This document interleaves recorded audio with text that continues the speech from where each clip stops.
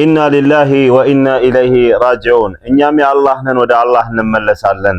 እነዚህ ውድ ወንድሞቻችን በደረስነት ህይወት ያሳለፉ ዑለማዎች፣ አሊሞች፣ በዒልሙ ዘርፍ ሲለፉ የነበሩ ሰዎች የመገደላቸውን ዜና ስሰማ እጅግ ልቤን ሸምቅቆታል። እጅግ አዝኛለሁ።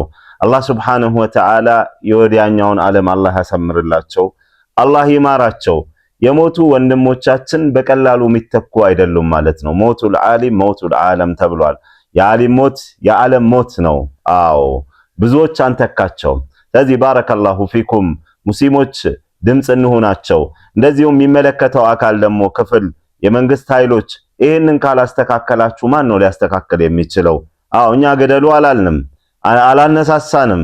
በዚህ በዳዕዋና በመሳሰሉት የተሰማሩ የሙስሊም ዱዓቶች በዚህ ነገር ላይ አልተነሳሱም። ሌሎቹ ግን እንደነዚህ አይነት ጦሶችን እያመጡ ነው ያሉትና ይህንን ነገር ትኩረት ይደረግ።